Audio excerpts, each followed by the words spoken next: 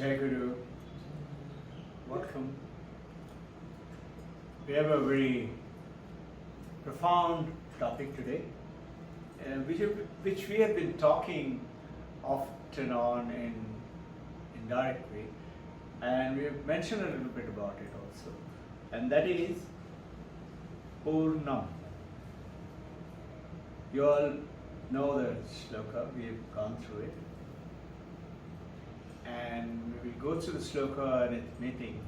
The basic intention of the ancient rishis and Vidyaranya Swami, who is talking about Shankaracharya's in Panchadasi. He is saying that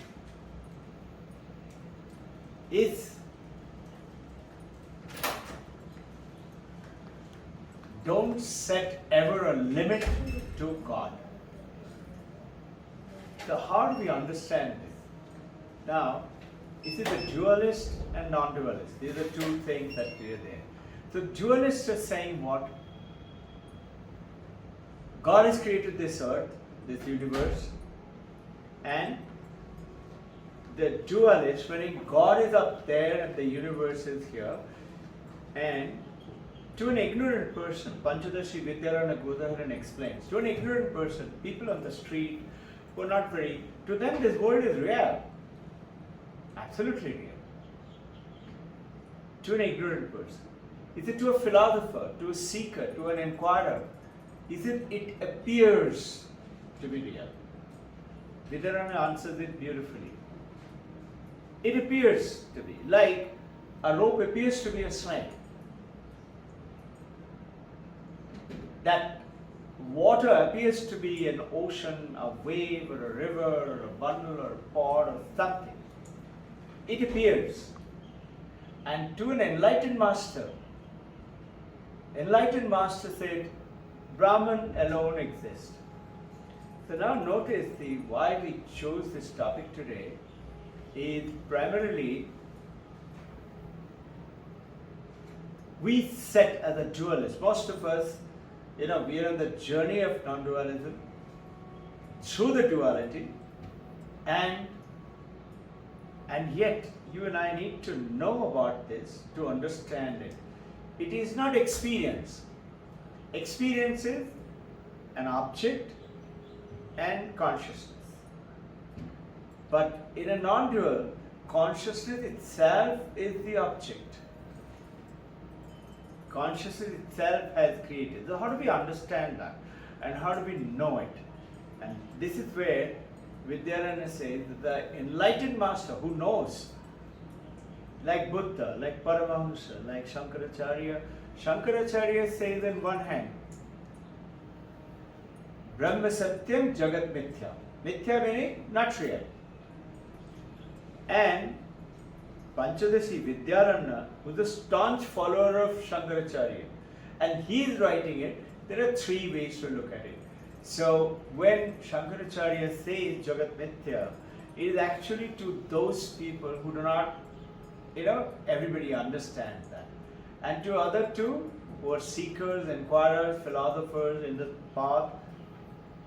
Why is it so like this? Why is Shankaracharya doing that? And this is where exactly Paramahamsa Ramakrishna and Vivekananda goes ahead as a disciple and says, Jagat Satya, Brahma Satya. How is this to be understood? There is a big controversy. So how do we understand it and know it? This is not experience. Experience is what? An object and consciousness. I understand. This is a computer, that's a glass, this is the clock. I understand it better. Now, here it is not experience. It is the reality which is being known to you. I know it. So nothing can deceive me now, right now. What is the problem with the duality? The moment you keep God and this universe, God has created the universe, that's for the theistic language, right? God has created this universe. That means what? Duality means God is somewhere else, universe is somewhere else. In other words, where does God end where universe begins. Have you realized in the duality language, and where does God start when universe begins? How can you have this universe without God?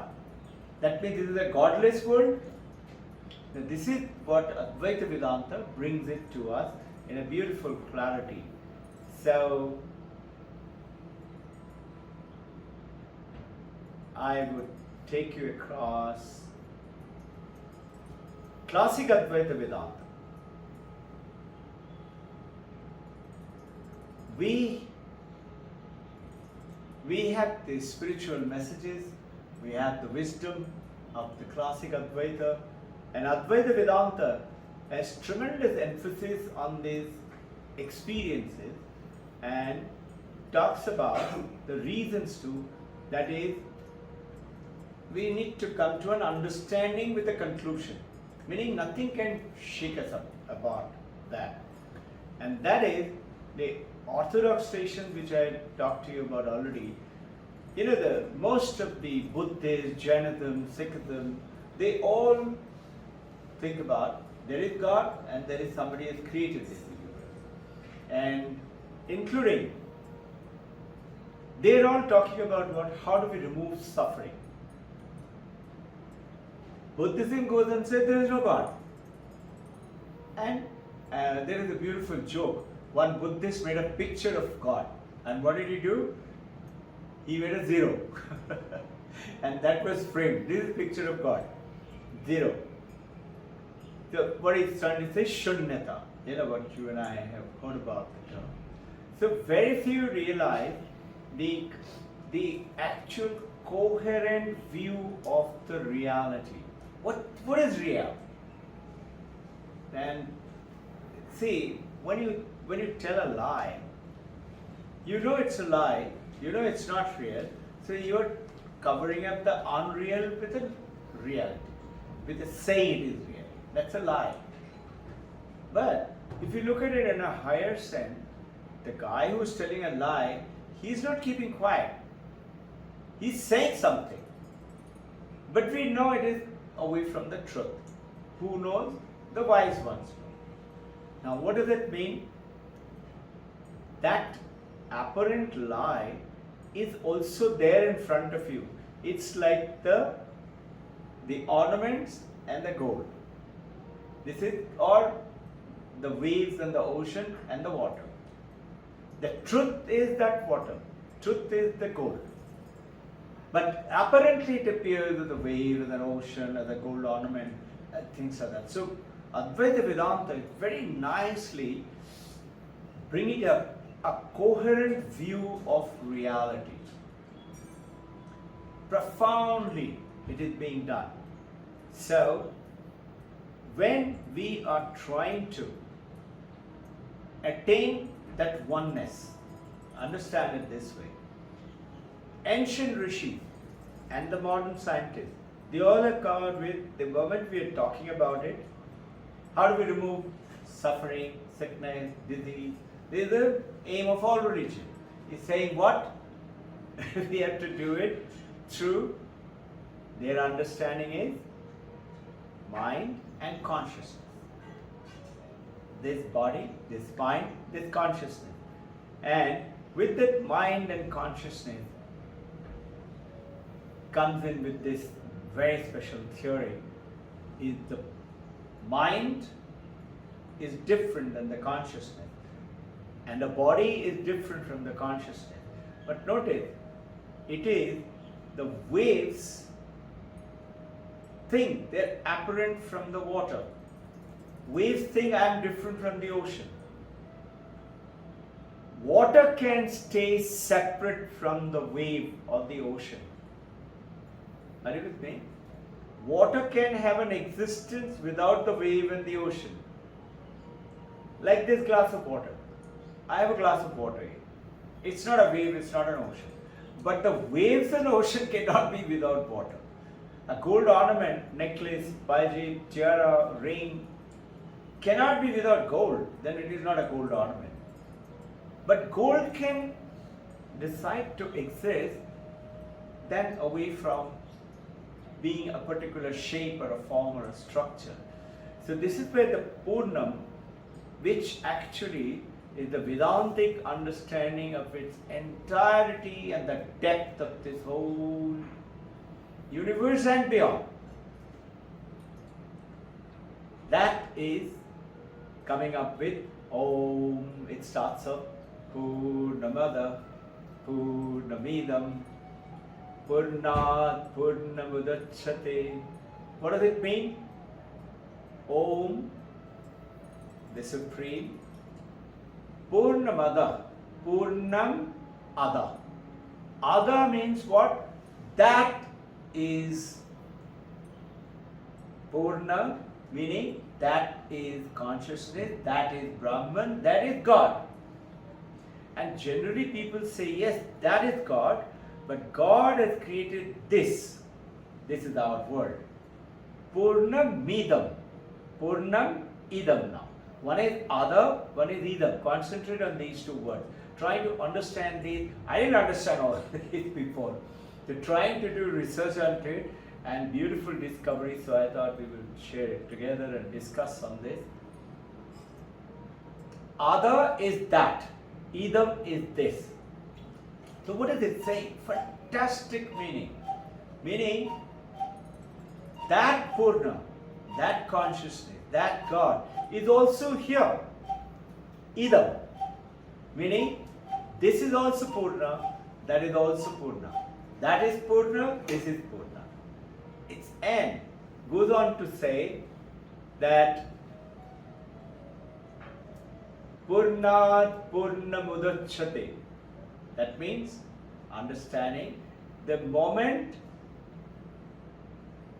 you realize that this Purna is because of that Purna, is created by that Purna, and yet they are not different. Like, what is it? Think. A clay pot. Clay pot is, they will say, created by clay. But notice, you say, okay, this is clay pot, it is separate from clay. It's not separate. Clay is everywhere in that clay pot. So that Purna is everywhere in this Purna also. It's not separate. It's got a big meaning. What does that mean? That means you and I are not separate from God. And this is Advaita Vedanta is trying to lead us into. So, the moment you realize, that is what? Mudachyate, Purnam, Purnasamadaya. The moment you understand that that Purna has created this Purna, Purna alone remains. So, yeah. So there's one doubt coming up. One doubt coming up. Yes. Like when you talk these two Purnas, there's one Purna, then how can you call it Purna? Like, both are Purna, then both has to be one. You can't Very divide. good. You can't divide Very good. anything. It is exactly.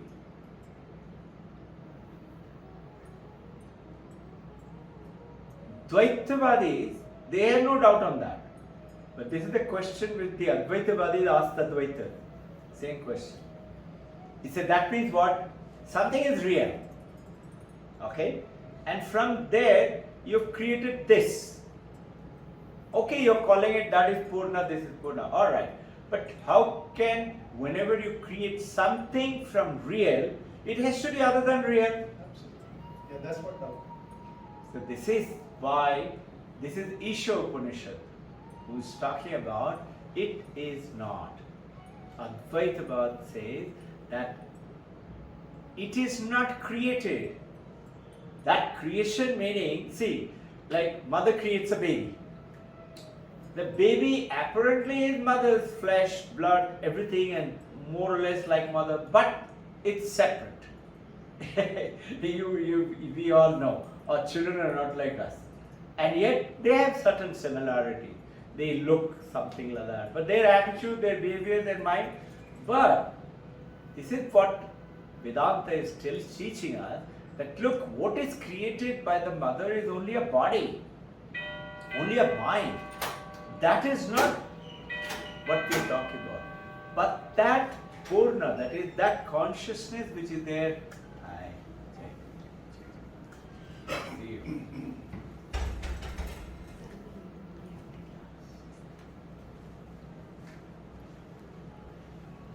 We are covering a very profound topic today. And you missed a very profound question. And that question was from Vijay. So, I'll not go back to it, but I will keep on discussing it to become clear because all of you are quite knowledgeable already. So, what is it? When something real has created something else, it is a part of that real. Like a baby from mother. A baby is a part of the mother, but baby is not mother. They're different actually. Why? Because their body is different, mind is different, attitudes are different, intellect, memory, everything is different. Now, if I try to look for in a gold ornament, where is gold? In a clay pot, where is clay? In an ocean, in the waves, where is water? And we say, it doesn't exist. It is a part of that.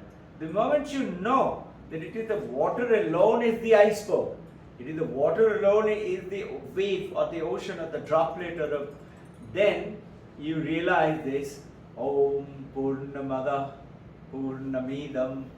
That means Purnamada Purnam Ada. That is Purna, Purnam Idam. This is Purna. It's a fantastic, profound knowledge. That is Purna, this is Purna. And that Purna apparently has created this Purna is when you are saying that when you realize Purnat Purna Mudachate, when you realize that Purna, now this word creation is the way that you and I realize is not so. It is that Purna itself has become this Purna. So in other words, here also this thing only is coming up. Something is Purna, like a ball. In case something happens within the ball, it will remain within the ball only. It is not a separate thing. Like it is a total consciousness. Everything is a consciousness. The consciousness is Purna. So how can you call which is within consciousness also as Purna? yeah, it's a very, this was the question I was just telling Vijay, is what the Advaitavadis asked the Dvaita. Dvaitas are saying what God has created this universe. So, but there what happened with the Dvaitas, see, understand, there is another profound knowledge, is God has created this universe. That means this universe is separate than God. Exact question. That means God ends where universe begins. And universe ends where God begins. That means this universe is without God. Are you with me? So this is exactly, this is a beautiful question and this is a genuine doubt. Understand it this way for understanding. Beside the wave and the gold and ornaments and the gold and things like that, a fish in a bowl of water, it comes to me just now. The fish doesn't know the existence of the water. Fish doesn't know what is water.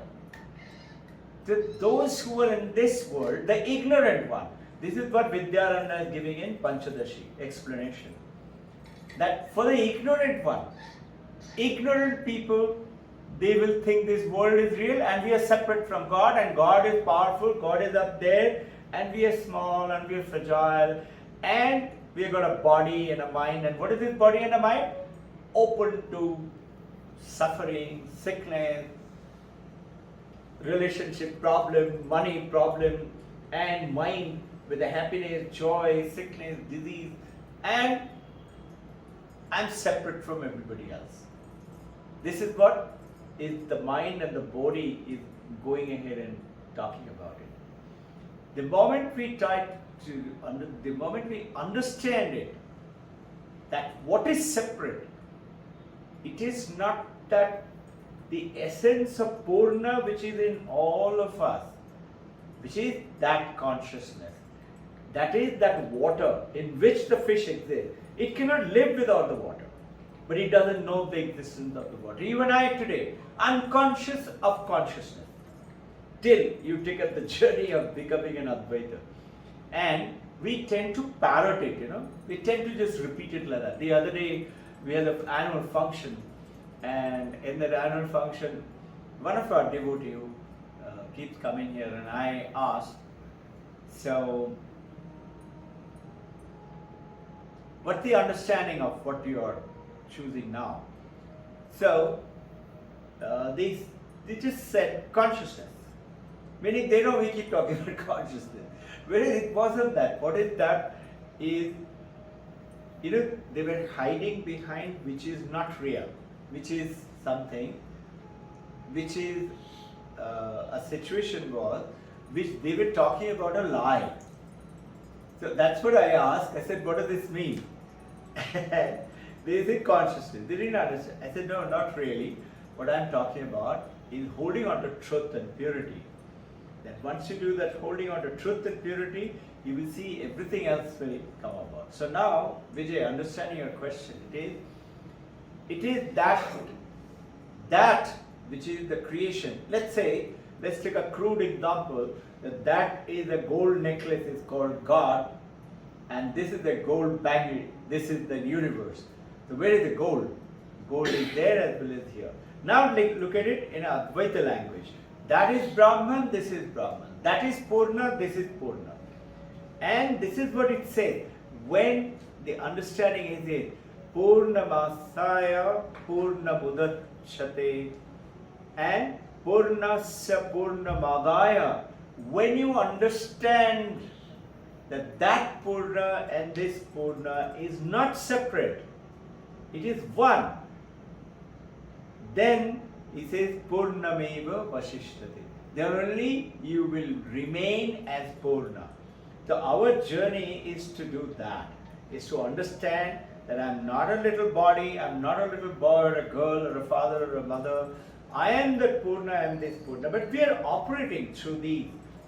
So what is the instructions for the great master? He is talking about, and it goes on to say Om Shanti, Shanti, Shanti. This is a Shanti mantra from Isha Upanishad. Okay. So now what is it saying? That understanding needs to be dawning on us. We should realize it. Realization is not experience. I experience this clock. The clock is an object and I have to be conscious. If I am unconscious, I cannot experience the clock. That's an object and consciousness. But when you're talking about realization, I know. Knowing is different than experience, knowledge. But knowledge is a function of the mind. But that function of the mind, Vijay is coming up with a question, can only happen when there is a consciousness. So that function of the mind is actually not the mind. It's the consciousness through the mind. Like you have a certain understanding through a certain data that you've done. So this is the coherent view of the reality. Have you realized in Sanatana Dharma,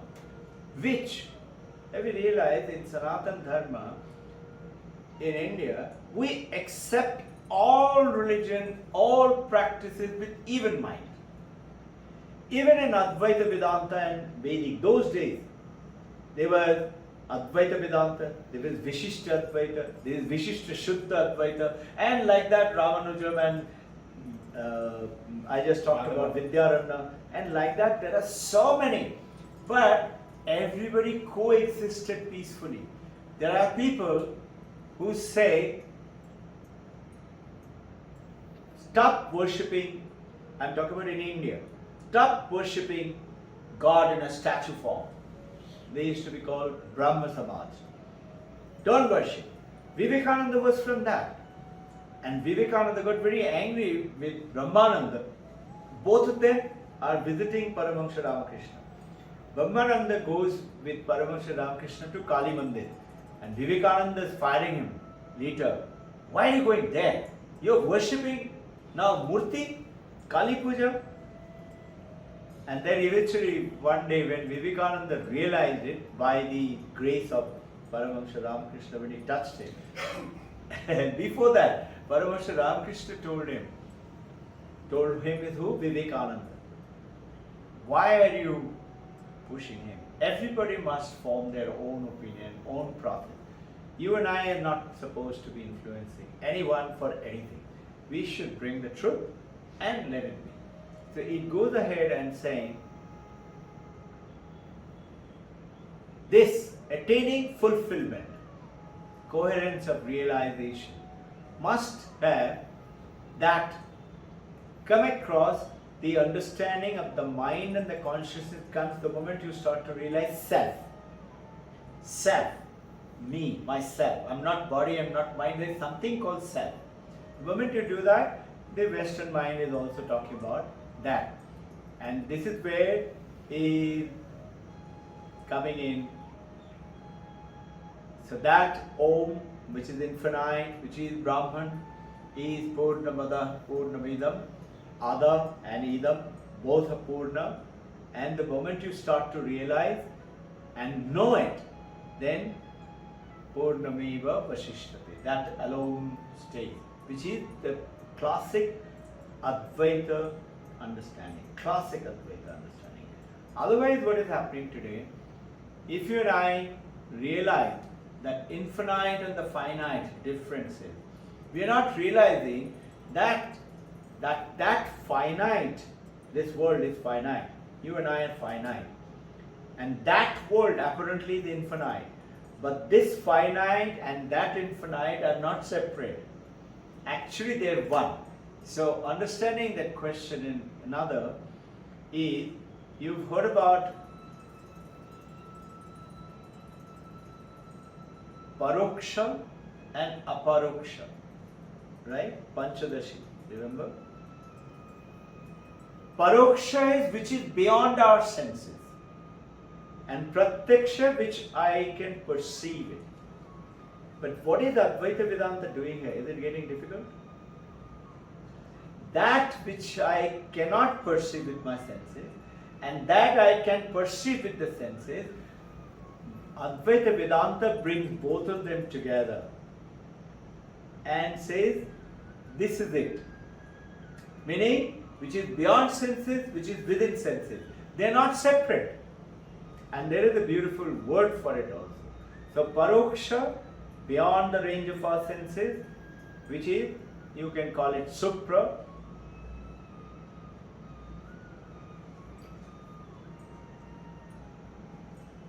And the other is the Pratyaksha. So now, by using the word Purna, what we are trying to actually understand, that Isha Upanishad, what the masters are telling us, that complete wholeness. Imagine now, I take little water from there and put it into a homeopathy bottle. Okay? Now homeopathy bottle says, I am separate, and that is separate. Now imagine, just think as an example, that homeopathy bottle has got Ganga Pani, and this glass has got Ganga Pani. Now I take that Ganga Pani in the homeopathy bottle, it is sealed tight, I go and put it into, let's say a 20-liter jerry can. Will that water get mixed up with the 20-liter jerry can? It will not, because the bottle is tight. It is corked. It is not open. If you open it, then the whole 20-liter becomes holy water. Opening is what? Understanding, realization. Otherwise what? We are clogged up, bottled up with this body and the mind and the intellect in a four function, Mano, Buddhi, Chitta, Ahankar, and we are operating like that.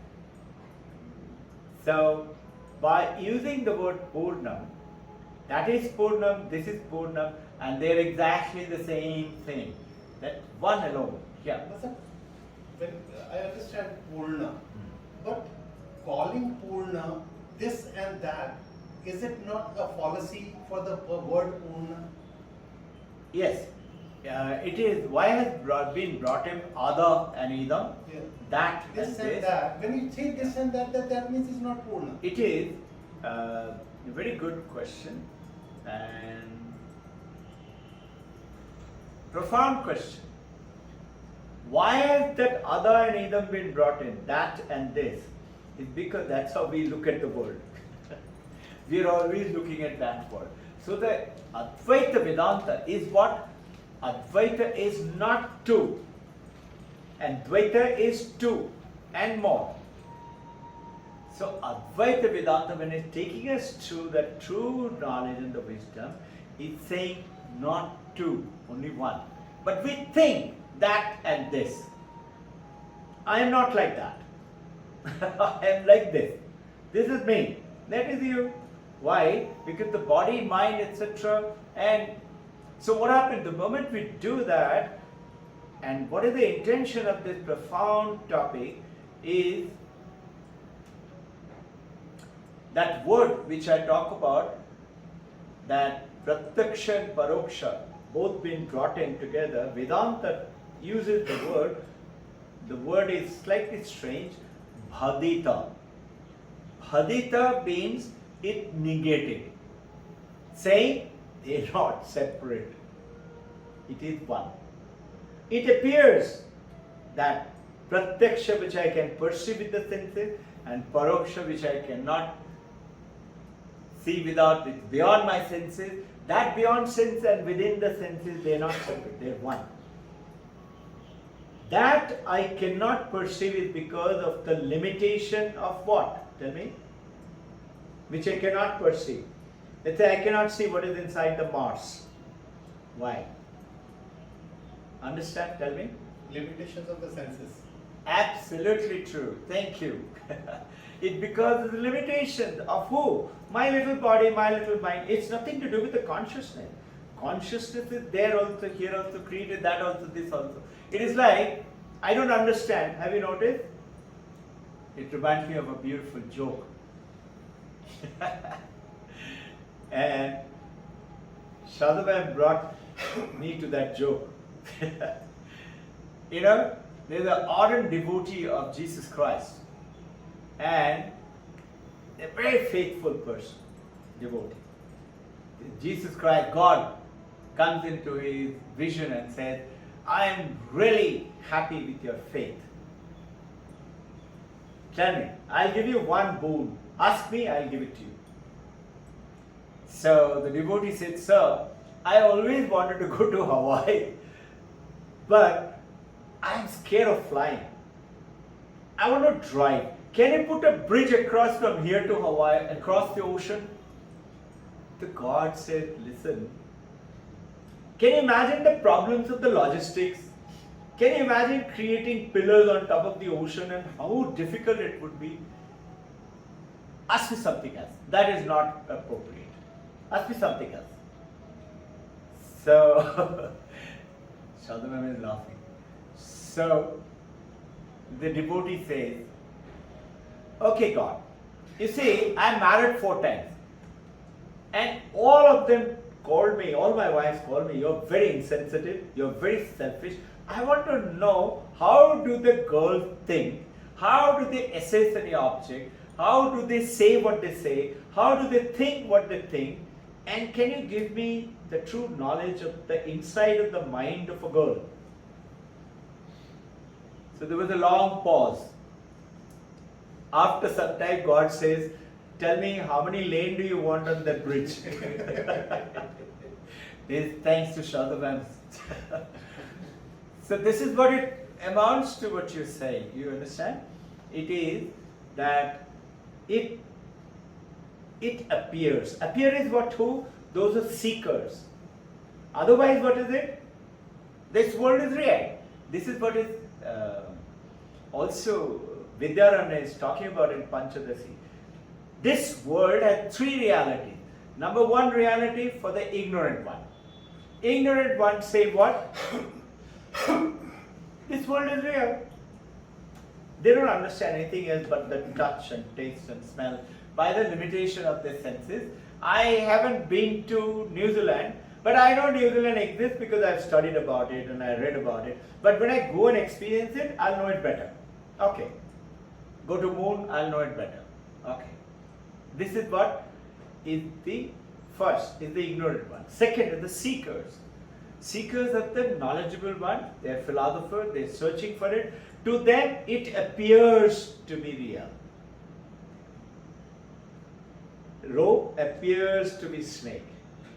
Snake doesn't exist, but it appears. The ornaments appear to be gold. Clay pot appears to be only pot. But where is clay? Everywhere. Can I separate the wood from this table? No. The wood is everywhere. Clay is everywhere in the pot. Consciousness is everywhere in here as well as there. And this is Purnamada Purnamidam. And then, by using the word Purnam, it is bringing it to our knowingness that it is one and the same thing. Purnam is completeness, wholeness, full. This is, you and I know from the basic thing. So, that is Pratyaksha and Paroksha is added to make it what understanding? Cause and effect. If I do this, this is what will happen. This is what is our world, no? Cause and effect. So here, Purnamada Purnamidam is going ahead and telling us they are not separate. There is no cause, there is no effect. They are all one. It appears to be a cause, it appears to be an effect, but actual reality they are all one. So you understand what a profound topic came to my mind to go ahead for this. And so in the theistic religion, God has created this world and this limitless world.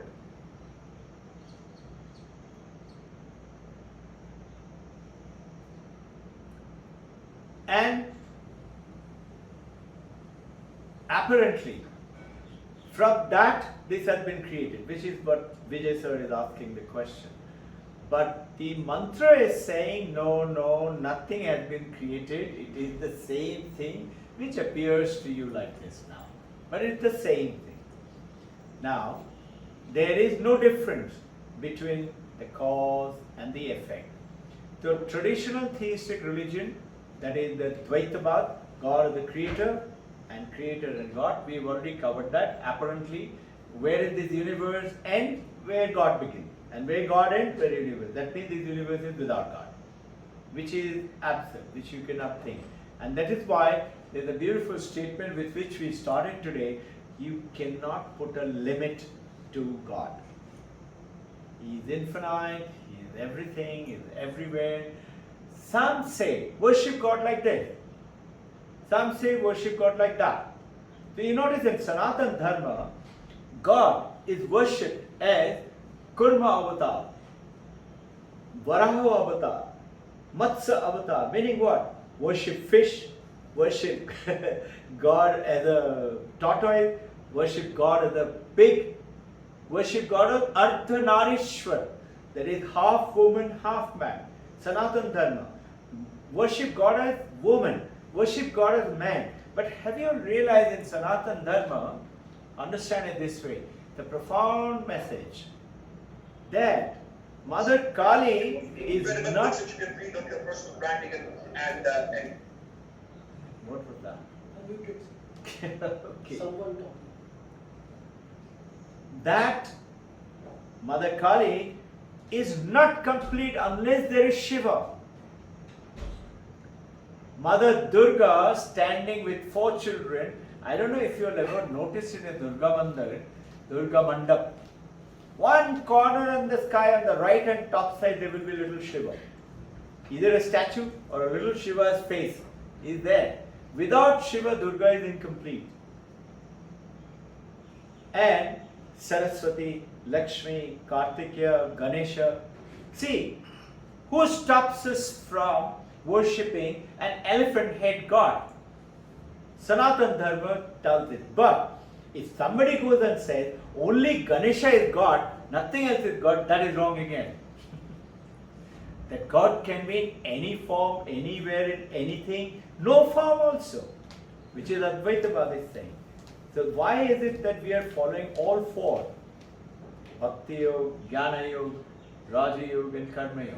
Because of this, that we need to understand through Purna, through this, through that, and through this and everywhere, come to that understanding that it is incomplete if you try to go through one way alone. And this is what does what? A beautiful statement. It is explained in Vidyaranya is telling in Panchadashi. You know what it does?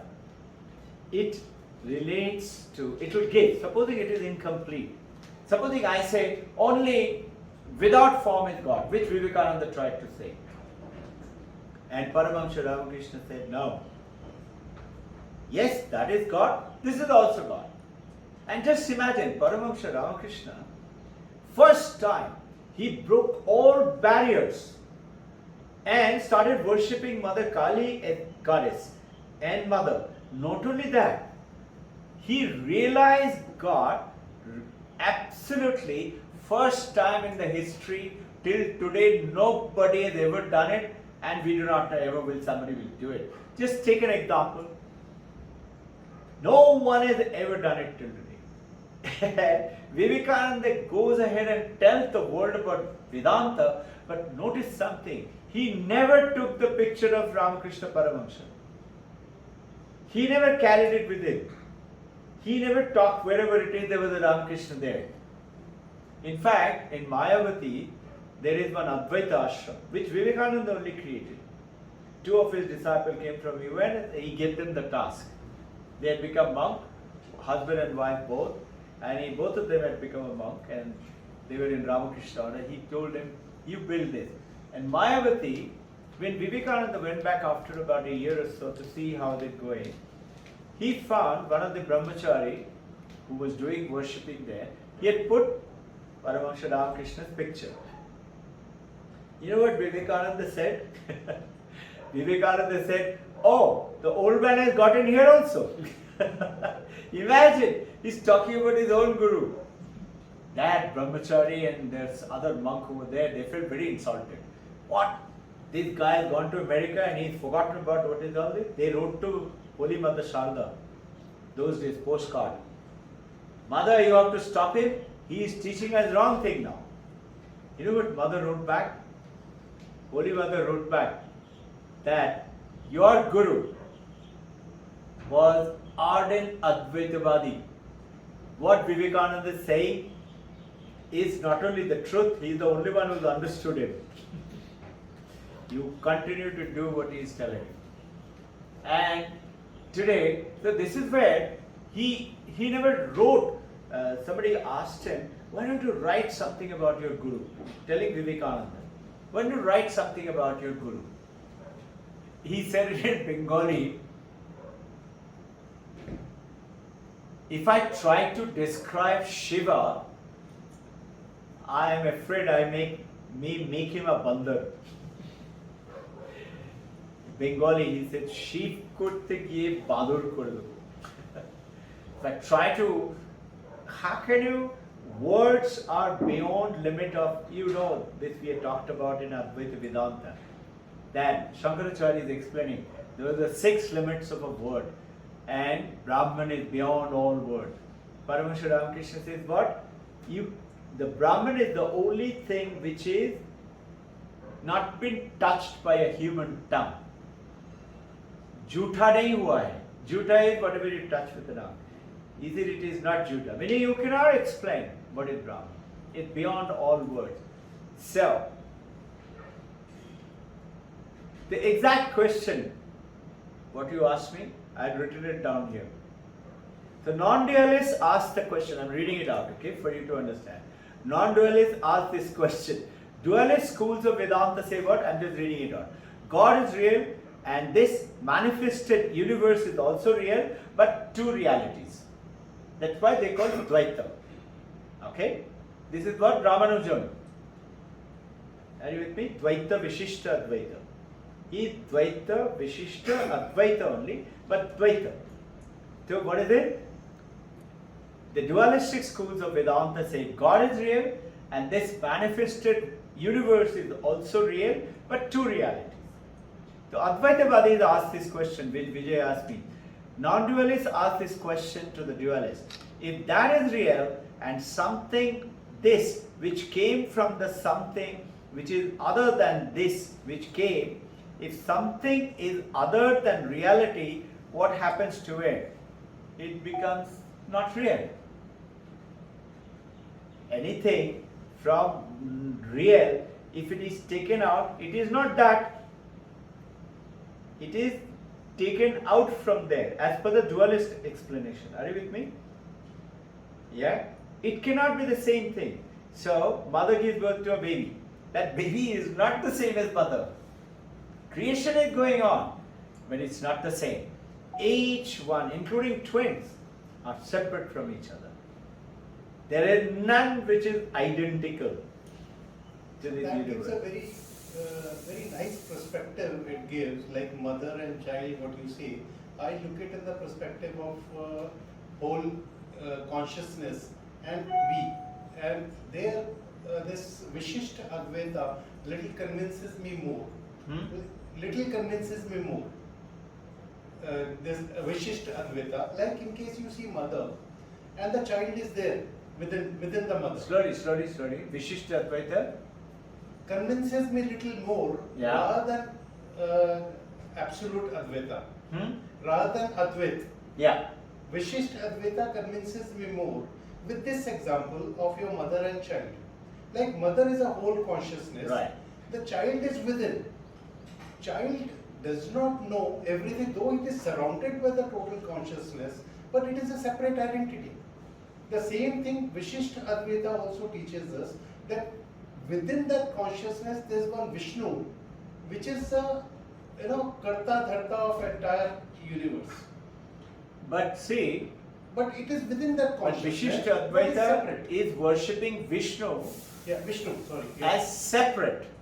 Not as separate. Ramanujam, Not as meaning separate. he says Vishnu alone has created. I say Vishnu has created, but within the consciousness. There is a full consciousness. There is a Vishnu inside, like mother's womb. You say is a Vishnu is taking care of a child, and then it is. See, child does not know in case the universe, this consciousness exists or not. It is a separate identity, whereas mother's womb is taking care of him.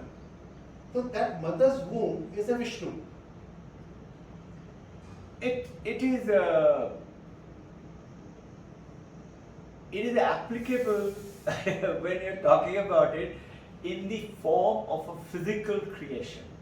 So even in not physical, even if I look at terms of total consciousness and we So, as a see, separate identity. You look at it, widen the horizon by giving another example, which is the clay and the pot. But the Now, moment you say when you're saying you say this and that. mother has created the baby, Yeah. correct? The baby is what? Baby is not mother. It's not mother. Yeah. But in Purnamada, Purnamidam, baby and mother is not separate. So that's what I'm telling. Moment you say this and that, none of them are Purna.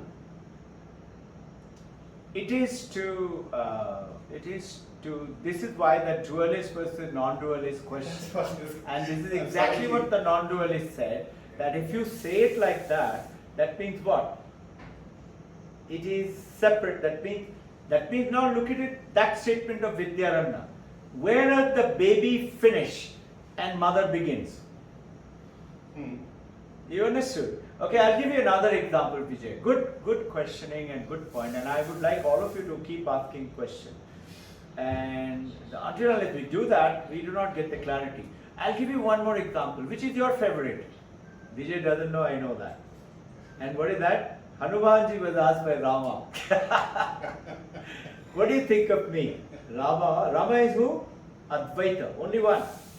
Ishvara, that Brahman, is the consciousness. What do you think of me? So what Hanumanji says? Deha buddhya dasoha. When I think of myself as a body, I am your servant. When I think of myself as a body, I am your son. Who's that? The baby is telling the mother. Jiva buddhya tadam sakha. When I look at myself as the body, mind, intellect, brain, I am your part. Baby is telling the mother, I am your part. Atma buddhya tadam sakha. Meaning, Atma buddhya tvameva aham. When I look at myself as the spirit, as the Param Brahman, as this, you and I are not separate. Sir, then also Hanumanji is talking about 3 stages. We can't think of all 3 stages together. He is talking about Yes, you cannot. Deha. When we are talking about Deha, Let us slowly see what you said. It's a very good point. Notice what you said. We cannot think of all these 3 as one. Yes, because you tell me the answer. Because we are separate today, we have to go by stages. What is the limitation? Body. Thinking. Yeah, thinking. Thinking body, is a function of the limb. mind. Everything. Thinking is a function of the mind. Thoughts are limited. And that reminds me of one more beautiful statement. And that is, do you know that this whole world is today limited to your success and failure and achievement and not achievement is led by what? Your words. Your words are also your thoughts. Your thoughts create your word. What you say is what you become. So in Bible it is written down that what you plant is what you will eat. If you plant apple seed, you will not eat Alfonso mango. And if you plant wild berries, you don't expect Alfonso mango. What does that mean? We say, I cannot be very intelligent. I love to earn it, but it's very tough. Business is not going good. These days market is down. Who's saying it? I'm saying it. So what has happened? My market goes down. Another guy is shooting up. What happened to that guy? That guy said down. Who says down? No. मैं बहुत खुश हूँ. Are you with me? So the words is the function of the mind which limits you and me. So remember, what you plant is what we get. So it's just a deviation from it. We continue with it, okay? So this by the way, this negation of causality, which is Badika, which I told you about, is there in Mandakya Upanishad. That is, Mandakya Karika is talking about it, this negation. So, examining this world appears to be a world of duality and diversity. Everything is different. And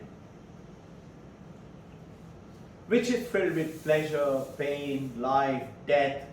Body is growing, and then it will become sick, and then it will have this problem, and then it will die.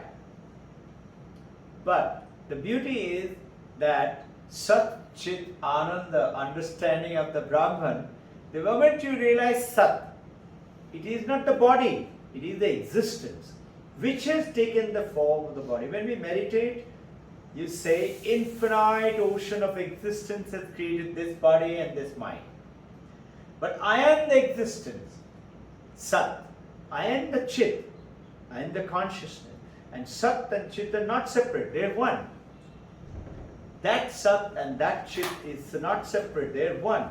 Apparently 2 different words, but they are one reality. And the moment you realize this, what do? You attain Ananda. So Sat Chit Ananda is the expression of Brahman. Okay? So pleasure and pain of life and death, you notice what happens to the great masters. To them all are same.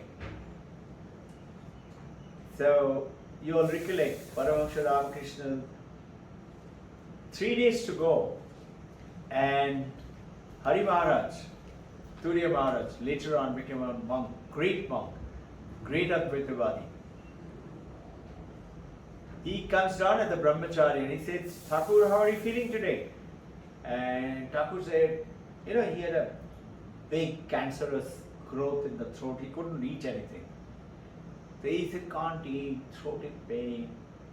Hari Maharaj said, but Thakur, by looking at you, you look to be in bliss, happiness. I don't see any pain. And Thakur, instead of getting angry, what do you know? People like you and me will say something, no? Or we will keep quiet and say, what a monkey. Something like that will in our mind. Thakur laughs and says, Shala dhore peleche. Rascal has caught me. Meaning what? That body and the mind, that his hand is broken. He went into samadhi with a broken hand. When he came out, hand will heal, hand still remain. Body is separate. So this is what it means. Atma buddhya tameva aham. We are not separate. So that is a step to this Vedantic inquiry called Vidyaranya's. And somebody asked Paramahansa Ramakrishna, is this world separate? Is this world not real? He said, no. How? Why should it be unreal? He said, no. But see, Advaita Vedanta says, no, Brahma Satyam Jagat Mithya. That was Shankaracharya's word. So Paramahansa Ramakrishna answers it beautifully. He said very simple. He said in Bengali, Ota विचारे कथा वो विचार का बातें हैं विचार का बातें when you're trying to analyze it you analyze it like that. He did not say it is real, he did not say it is not real, he just says that is the way you look at it while philosophically trying to understand it. Okay, so this one I'm hearing it from Swami Sarvapriyananda. He's saying when he was a brahmachari, he in Verur he was walking around and he saw one, his name is Atma Priyananda, who was sitting in the Holy Mother's temple, an enlightened master, lots of enlightened masters there, and looking at Vivekananda's temple, quietly sitting. So he goes and sits next to him and he said, "Sir, tell me, do you look at this whole world as separate and we are separate?"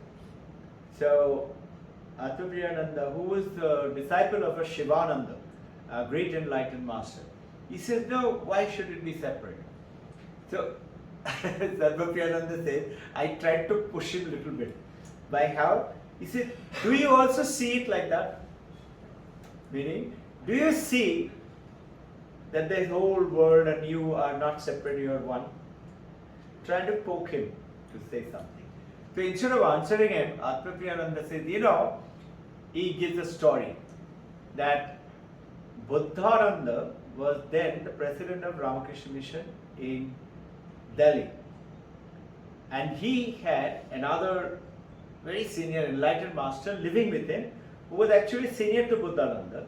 So Buddhananda asks him, "So, sir, have you attained enlightenment?"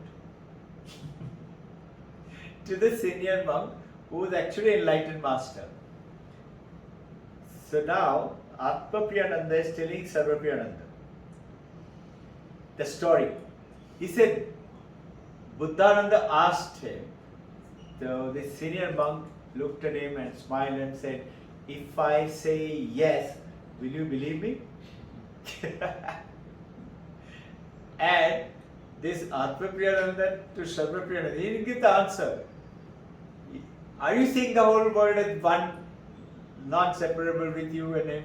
He didn't give the answer. So Sarva Priyananda said, I immediately touched his feet and I said, I've understood. So this is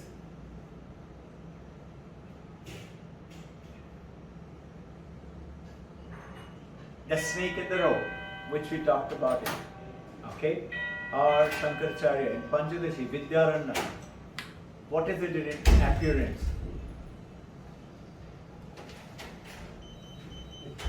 And he goes ahead, what I've already explained. The man on the street and the fully enlightened Brahman alone exists.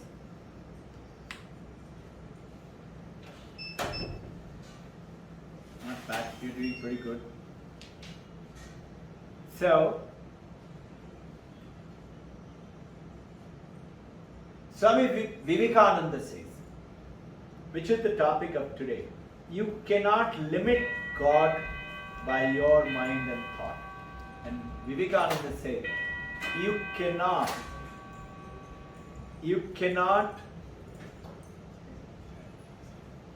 anything, come.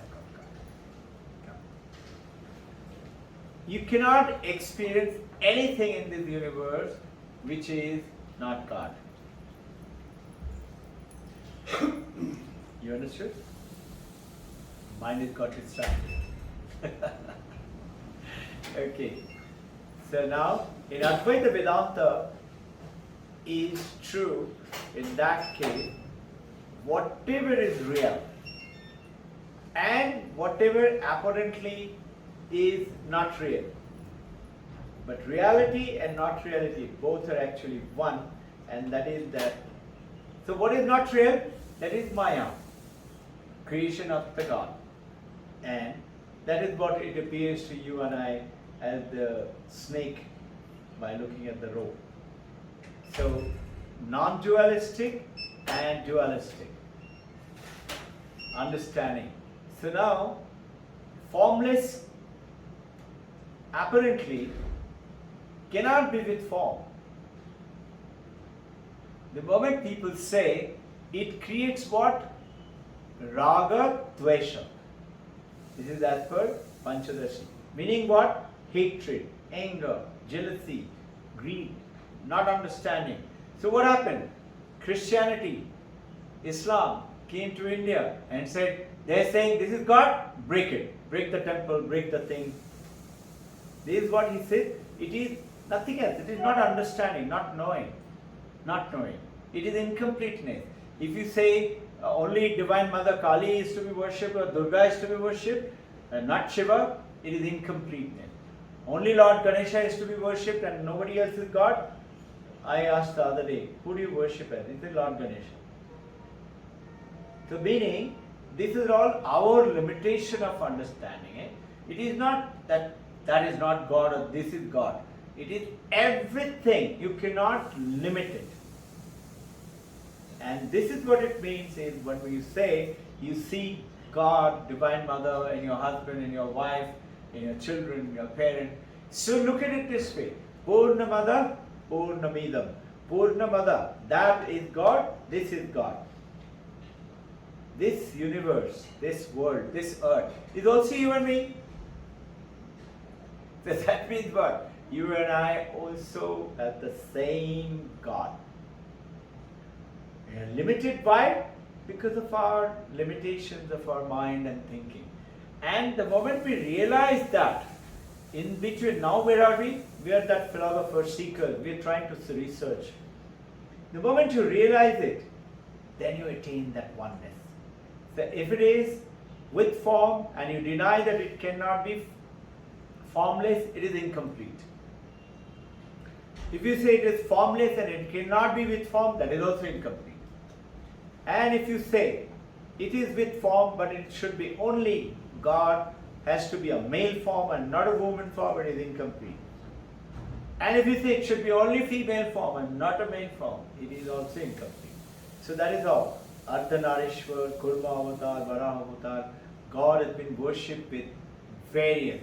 And this is what is the greatness of India called Sanatana Dharma, which accepts all religion, all everybody together, whichever way you say. And this is why there's a beautiful sloka, Thapakaya Dharmasya Sarva Dharmanna Samarpane. This is what Paramahamsa Ramakrishna is called. He established every religion. He practiced Christianity, practiced Islam, practiced Tantric, Vaishnav, Advaita. And then he went ahead and said, what you call Advaita Vedanta, I call Mother. But they are not separate, they are one.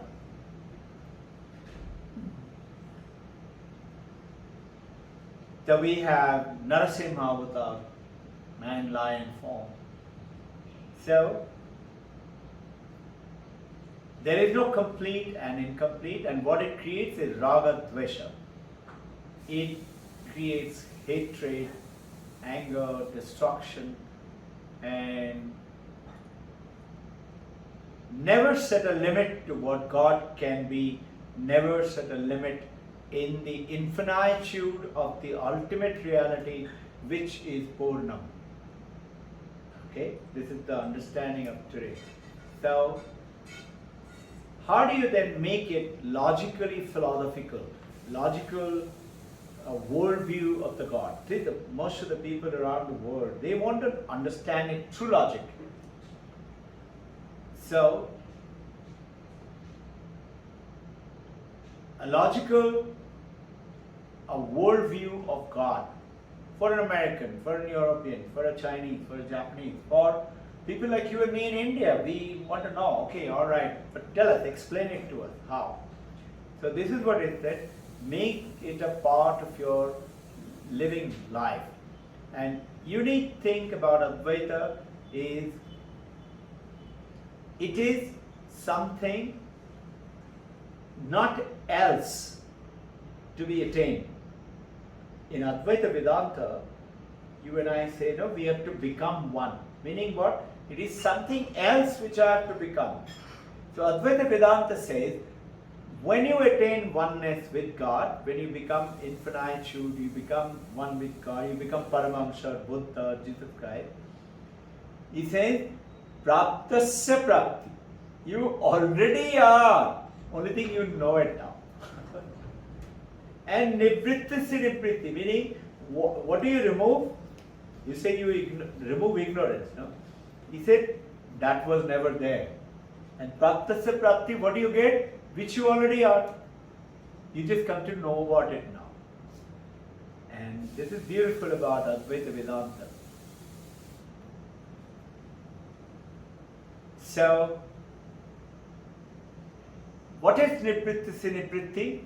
What does it remove? Very good point. Samsara. Raga, Dwesha, suffering, it removes. Because it never was there. So when you start to look at your people around you, family, friend, husband, wife, children, people, inanimate object, animate object, tiny little insect, to the plant, to everything as one. Never see anything without that being God, including a crumpled piece of paper. If it is in your house, somebody has just thrown it, pick it up and put it in the proper place. And this is what Holy Mother Sharada, she was sitting on that earthen place, the hut, we have been there. She was sitting there and somebody was sweeping, one of the devotees was sweeping. After doing that, she, the Jharuwalis, you will see, they just threw it like that. The Holy Mother quickly got up and said, "What have you done, my daughter, my girl?" So she was surprised, she was looking at her, what is he trying to say? She picked it up and put it properly, meaning with a lot of respect. And what was it? A jharu. She said, God is there also. So, a beautiful application. I was doing exercise and my champion Venkat came, and the carpet was a little crumpled. So he, with his foot, he did it like that. So I said, tell me about Venkat. Is God there in this? He looked at me and smiled. I said, you go and call Shaida. You had gone out that day. The Shaida came. Shaida is Muslim. She is also working with us for a long time. I said, Shaida, is Allah here? She said, yes. So I asked him, is God there? So he bent down and he straightened it with his hand. So if you and I can spread this understanding and concept progressively in our own little way, then we are on the right track. So, what does it remove? What is that ignorance? Is samsara. That, and this body and this mind, and that's what it starts the samsara. Now, how do we make sense? How do we go beyond suffering, which is the purpose of all? Advaita Vedanta starts with experience, not extraordinary experiences, not mystical experiences. Extraordinary experiences, Paramahamsa Ramakrishna touched Vivekananda and he had an enlightenment. Extraordinary experience, right? Or let's say mystical experiences. You get onto Samadhi stage and you attain that oneness. It is, you have attained, you've gone, you've attained one with Brahman. But the moment you come out, you're back again into the reality world. But if you understand and got into that and then come out, then you're like Buddha, Paramahamsa Ramakrishna. You're not neither there, not here. And this is what is, remember that story of 1, 2, 3 who went up enlightened masters. First one jumped into the other side, second one jumped into the other side, and they are staying in that world. Third one came down, want to spread this concept to everyone. Our journey is that, understanding that washerman, he had a beautiful stone, and he used to use the stone for washing his clothes. If you have ever seen a dhobi ghat, those of you who've seen, I don't think they've ever seen. They know laundry. It's like, I remember some young kids had come to Shukrana. Yeah? So, the teacher is teaching about what is what. So, in which, I remember this question in Shukrana. She asked, where does the milk come from? They say, why, ma'am? From Doraji. This is what is the understanding of modern kids. We think, where is it coming from? From Doraji. From the Gaiwala, he brings it. So what did the washerman did? He used that beautiful stone. He liked it, but he used to scrub his clothes and leave it there only. One day he felt, I must show it to my vegetable friend. He's a wise guy. Let me show it to him. What does he think of this stone? I like it. He didn't leave it behind. He carried it with him and he shows. And vegetable vendor said, oh, I like this stone very much. I'll give you 1 sack of brinjal. Brinjals were very expensive. Somehow he didn't give it. And he went into the cloth guy and the gold guy, and then eventually he went to the diamond guy. The diamond guy said, my God, you got the biggest diamond. Now see, the biggest diamond he had, the washerman had, till it was recognized by who now? Who is the diamond merchant? Is the Guru. Is the Vedanta. Is giving you and I the message through that, look, it is so. Then what happens? All suffering goes away. Whatever the washerman suffering. So, what is here the experience which we are talking about? It's called Anubhava in Sanskrit word. It is knowingness. I felt it. I know it. I know it like what? You know what does the Alfonso mango taste like. You know what is the vanilla ice cream taste like. It's called Anubhava. Even if you're not eating vanilla ice cream for 30 years, the moment you see it, you'll remember it. You cannot forget it. If you learn to walk, you've fallen down many times, but you'll not forget walking. You will not forget swimming. You know swimming now. You will stay. The same thing happens in this world. So, any experiences, all experiences. So, what happens to us? We say experience is what? This body. This body is me. This mind is me. Need to go somewhere? Okay. We're going to miss you. What happened? I have to go to my classes right now. Thank you for coming. You're going to miss the prasad. So that's it. I'll ask Daddy to eat 2 shares. Thank you.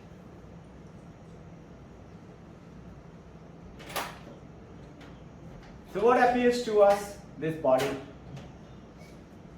which is continuously changing, and eventually what? Death, degradation. And then this world is also continuously changing, and I am dependent on this world to give me happiness, joy. Along with that, the world is also giving me uncertainty, suffering, sickness, disease, and we are dependent on this world. And we say, I'm lucky, I'm not lucky. What happens when you get this understanding? You're still facing it. They don't vanish. They're still there. But you know that this is not true. Yes, I got a broken hand, but I'm not my hand. Something happened. You'll be surprised to see that your pain will reduce a lot. What was experiencing the pain? From the broken hand to the mind to the brain, mind to through the consciousness, you understand through the senses and the brain, my body is paining. Now here what happens, you suddenly find yourself that I know, okay, it will change. Tell me one condition in our life which doesn't change. And tell me one person in this world who is an enlightened, did not have suffering, whether Jesus Christ or Buddha or Paramahamsa Ramakrishna, Vivekananda, or any name, anybody. Everybody had passed through that time. So, there are beautiful messages for all this understanding that we are dependent onto this world for happiness. Now bring Vedanta into play. The first thing, you are the subject. You are experiencing what? The pain, the suffering, or happiness, or the joy. You are just, whatever you experience is an object. I experience this clock, it's an object. So what is the definition of object? Good point. And there is a great specialist in Harvard.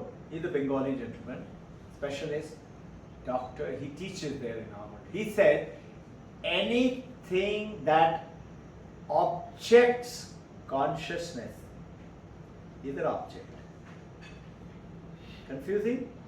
Anything that objects consciousness is object. Meaning what? See, what objects? Objects is what? English language. Objecting. I object. Who's objecting?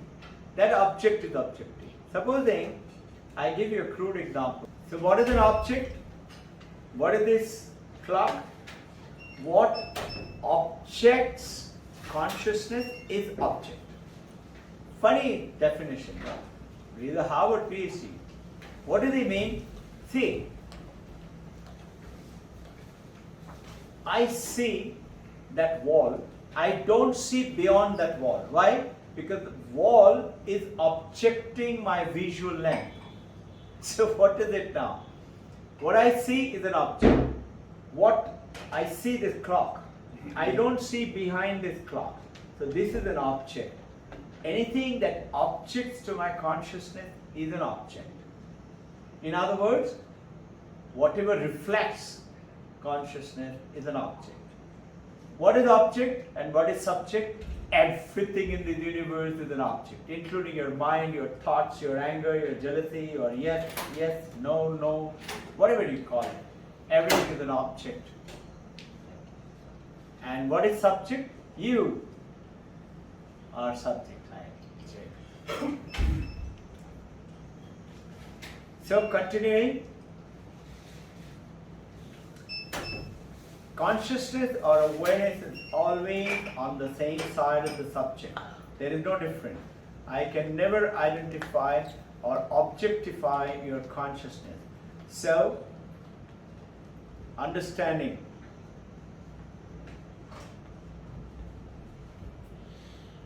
This whole world, understand it on whatever we discussed till now, your thoughts, feelings, emotions, everything else, your knowledge, whatever it is, they are all object, and they're a part of your 5-4 mind action. So we started off today with a very profound subject, and which was the famous Isha Upanishad, the sloka. You ever heard it where you talked about it? It is Purnamada. I'm just summarizing that Purnam Ada, meaning that is Purna. That is what? That you and I say is God. And Purna Midam. This is Purna. The Purna, that, and this Purna, they're not separate. That the moment you go ahead and say that, Purnamada, Purnamidam, Purnat, Purna Mudachyate, the moment you begin to realize that that Purna and this Purna is not separate, so that Purna is what? God. And this Purna is what? Yours and my world, you and me.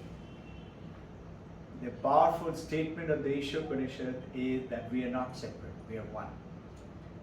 How can I be one? I'm a boy, I'm a girl, I'm a man, I'm a woman, I'm a this thing, I'm a furniture, I'm a clock. How can I be the same? And this is the ignorance because of which is the samsara or the suffering which is taking place. How do you get out of it? Knowing about it. And the moment you and I realize, then Purnad alone will exist. You become Buddha, enlightened masters. You know, you are holding a body, you operate through that body in its perfection. Whatever you're supposed to do, learn, study, teach, everything, continue to do that, but knowing all the time that I'm only player in this field, I'm not the real. There is something else. And that real thing is working through this body and the mind. And the moment you get connected to that real, and this is what it said, the moment you realize that you are that Purna, infinite potentials come up. Through you only. Through the same senses, through the same brain, through the same memory. Because why? Because that Purna has no limit. Which is where? And this is what we just covered, Praptasya Prapti. What do you get? You get what you already have. And Nivrittisi Nivritti, meaning what? You remove what? We say we remove ignorance. He said, no, you remove which was never there. Sounds funny. Which was never there with you is what? Your ignorance. Why? Because ignorance is of the mind. You are not your mind. But you are using the mind like an application, like a clock or a computer or a mobile. So, the whole topic went on to, you look at it this way, that this consciousness which is the subject, which I am dressed up.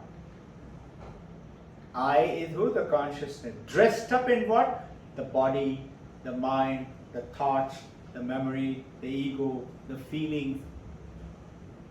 Those are all object to my subject.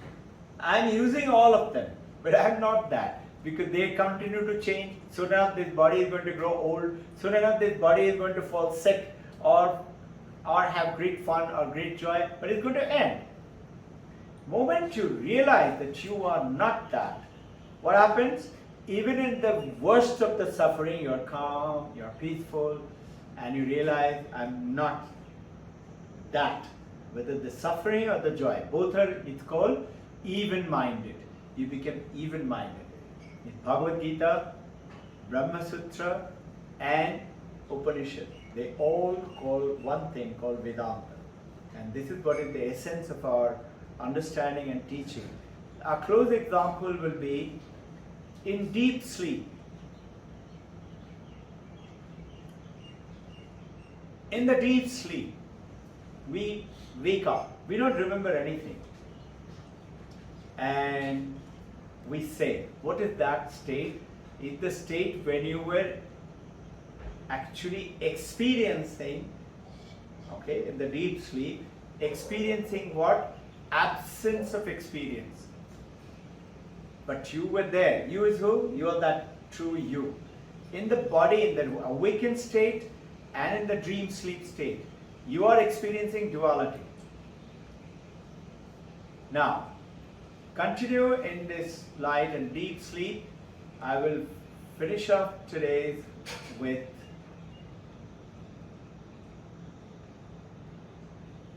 it is consciousness of the absence. Now, there is this devotee. I just shared this joke came through the source of Sharda ma'am to me. A very sincere devotee of Jesus Christ. And Jesus Christ came into his vision and said, I love your sincerity, your faith. I will grant you whatever you want. Ask me one boon, only one. Whatever you want, I'll give it to you. I am repeating it at the cost of them for both of you. So, this guy said, God, scared of flying, but I always wanted to go to Hawaii. Can you please make a bridge across from here to Hawaii so that across the ocean I can drive down? The God said, listen, can you think about the logistic, the engineering problem and the difficulties? It's very difficult. Ask me something else. I said, okay, God, good devotee, not arguing. He said, right, God, I have been married 4 times and I have been divorced all 4 times, all 4 wives, and they all call me insensitive, you're selfish. I want to know, what does it have with the girl and the woman? How do they think? How do they see things? How do they analyze? How do they understand? How do they make these, the other people are insensitive or selfish? What happens in their mind? Can you give me that understanding what happens in the woman's mind? So there was a long pause. And then God says, okay, you want the bridge with 2 lane or 4 lane? With that, we will finish with the exercise. We'll start with the exercise. We are going to start off with the meditation after this, and which will be also moderated, okay?